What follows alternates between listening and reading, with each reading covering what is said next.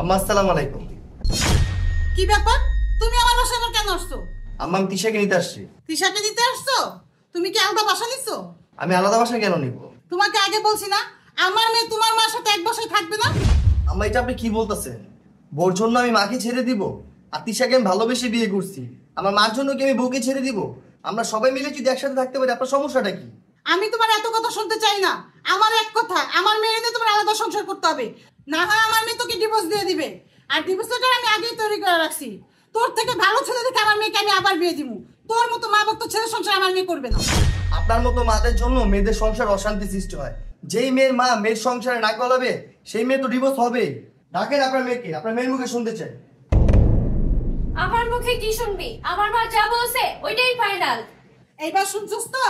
ভালোবাসার মতো বাইরা, নাহলে ঘাট ধাক্কা দিয়ে বাইর করে দিব। দাঁড়াও জামাই, এই নাও এটা কি? Divorce letter. তোমার হাতে কেন? তোমার ডিভোর্স লেটার আমার হাতে থাকবে না কার হাতে থাকবে? কি? তুমি আমার ডিভোর্স দিবা মানে?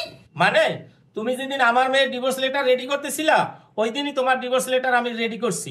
এখন তুমি একটা সই দিয়ে দিলেই আমাদের ডিভোর্স হয়ে যাবে। এত বছর তুমি আমার সাথে সংসার করে হলে এই বছর তুমি আমার ডিভোর্স দিবা? সংসার তুমি আমার সাথে করো নাই, তোমার অত্যাচার সহ্য করে সংসার আমি তোমার সাথে করছি। আজকে তোমার কুবুদ্ধিতে আমার মেয়ের সংসার ভাঙতেছে। ওর তো বাবা আছে, বয়স অল্প, অন্য জায়গায় বিয়ে দেওয়া যাবে। জামাইয়ের বয়স অল্প, অন্য জায়গায় একটা বিয়ে করতে পারবে। এই বয়সে তুমি কই যাবা? একটা সংসার ভাঙ্গা সোজা, গড়া বড় কঠিন। পারলে একটা ভাঙ্গা সংসার জোড়া লাগাই আমারে দেখাইও। সরি, আমার ভুল আমি বুঝতে পারছি। তুমি আমার মাফ করে দাও। এরকম ভুল আমি কখনো করব না। আমি আমার সংসারটা অনেক ভালোবাসি। এই সংসার ছেড়ে আমি যেতে চাই না। তিশা, এখন তুই কি করতে চাস? মা, তোমার কথা শুনে আমি অনেক বড় ভুল করছি। পারভেজ, আমার ভুল হয়ে গেছে, তুমি আমাকে মাফ করে দাও। আমি আমার মার বুদ্ধিতে অনেক বড় ভুল করে ফেলছি। এরকম ভুল আর কখনো করব না। এখন থেকে তোমার মাকে নিয়ে আমরা একসাথে এক বাসায় থাকবো। আর আজকের পর থেকে তোমার মাকে আমি আমার শাশুড়ির চোখে না, আমার মার চোখে দেখবো। তাহলে তো এই কাগজটা এখন আর কোনো কাজে লাগতেছে না।